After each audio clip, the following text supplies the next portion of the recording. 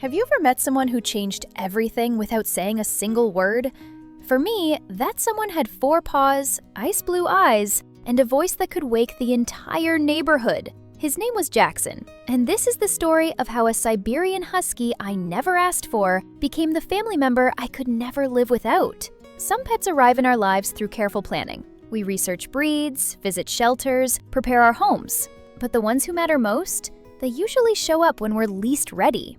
That's exactly how Jackson came into my world, during one of the darkest chapters of my life, and somehow managed to fill it with light I didn't know I needed. If you're still watching but haven't subscribed yet, I have to be honest with you. That breaks my heart a little, because if Jackson's journey moves you even half as much as living it has moved me, then we're already connected. Hit that subscribe button. Not for me, but because stories like these remind us what unconditional love actually looks like. Let me take you back to where it all began.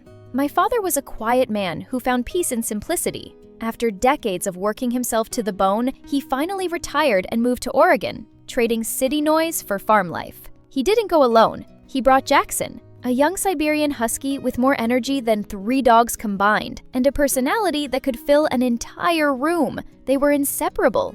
Every morning, Jackson would follow my father around the property like a furry shadow with opinions. And oh, did Jackson have opinions! Huskies don't just bark. They talk. They argue. They debate. My father would call me sometimes, laughing so hard he could barely speak, telling me about Jackson's latest theatrical performance over something as simple as dinner being 5 minutes late. But life has a cruel way of changing course when you least expect it. My father's passing came suddenly, like a door slamming shut in the middle of a conversation. The grief was suffocating, but beneath it lay another question. What happens to Jackson? My wife and I weren't dog people. We'd talked about maybe getting a pet someday, in that vague future way people discuss things they're not really serious about. A Siberian Husky? That was like going from considering a bicycle to suddenly owning a Formula 1 race car. Everyone told us to find him a good home, someone experienced with the breed. It made logical sense. But logic doesn't account for the way Jackson looked at me when I arrived at my father's house. Those ice blue eyes held something I couldn't ignore.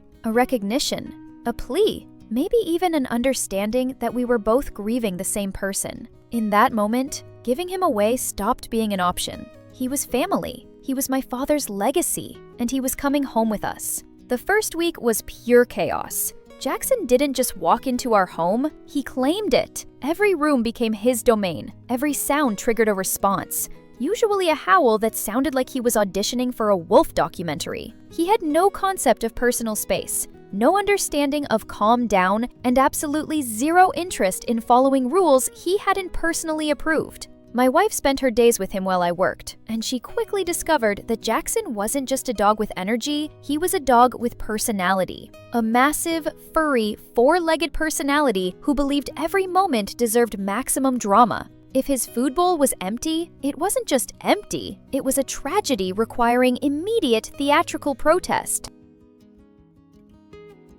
But here's what nobody tells you about Huskies. Underneath all that drama, all that stubbornness, lies a soul that's almost painfully aware. Jackson doesn't just exist in our home, he reads it. He studies us. He knows when something's wrong before we've even fully processed it ourselves. Despite my wife being with him all day, Jackson bonded with me in a way that still catches me off guard. With her, he's playful, mischievous, always testing boundaries. But with me, he's different, watchful, protective, like he made a promise to my father that I'll never know about, but he's determined to keep. When I sit on the couch, Jackson positions himself against my leg, his massive body pressed close. When I move through the house, he follows at a respectful distance, close enough to respond if needed. If I'm working in my office, he'll lie just outside the door, waiting, not demanding attention, just being present. It's the kind of loyalty you can't train. It's something deeper, something that exists in the unspoken language between souls who've both loved the same person. His quirks make him who he is. The way he props his back legs on the couch while keeping his front paws on the floor, looking like a philosopher contemplating existence. How he paws at the carpet with intense focus, as if he's discovered something crucial that only he can see. The dramatic sighs he releases when we're not moving fast enough, like a disappointed drama teacher watching a terrible rehearsal. We did a DNA test once. though it was completely unnecessary. Jackson is 100% Siberian Husky, which means 100% stubborn, 100% talkative, and 100% constant shedding. People say Huskies shed twice a year.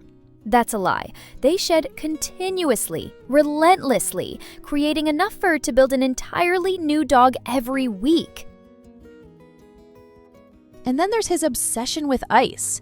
The first time Jackson heard our refrigerator's ice dispenser, his ears perked up like he'd discovered the meaning of life.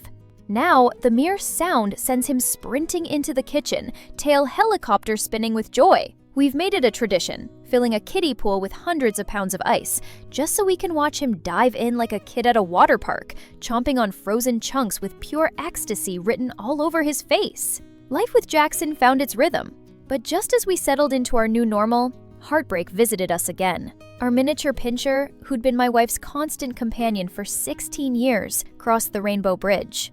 She wasn't just our dog, she was Jackson's little sister. Despite the size difference, they had their own bond. Jackson would wait patiently while she ate, then carefully lick her bowl clean. He'd sit upstairs until she made her way down, then follow her around like a gentle giant protecting something precious. Her absence hit us all. We grieved openly, but Jackson grieved quietly. We'd catch him waiting in spots where she used to sleep, looking confused when she didn't appear. The house felt emptier, and we could see it in Jackson's eyes. He missed her too. That's when we decided to bring home Josie, a 14-week-old husky puppy with more energy than physics should allow. Jackson's first reaction was skepticism mixed with territorial concern. He watched her carefully, assessing whether this tiny tornado was friend or threat. But Josie had no concept of intimidation. She bounced right up to him, fearless and completely convinced they were already best friends. It took about 3 days for Jackson to crack. Now they're inseparable. Josie follows him everywhere, copying his moves, challenging him to play fights that look terrifying but are completely harmless. And Jackson? He's transformed into a patient older brother, teaching her the ropes while tolerating her puppy chaos with surprising grace. Watching them together has brought a new kind of joy into our home, a reminder that healing often comes in unexpected packages. Jackson isn't just our pet. He's our alarm clock, our entertainment system, our therapy session, and our reminder that love doesn't require words. He's the reason our house feels alive, the reason we laugh on difficult days, the reason we understand that family isn't always who you choose. Sometimes it's who chooses you. Looking at him now, sleeping with one paw over Josie like a protective guardian, I think about how close we came to not bringing him home, how different our lives would be without his dramatic howls, his ice obsessions, his gentle presence during hard moments. And I'm grateful that grief led us to love, that loss led us to family, that we said yes when logic screamed no. So here's what I want you to think about. What if the best things in life are the ones we never planned for?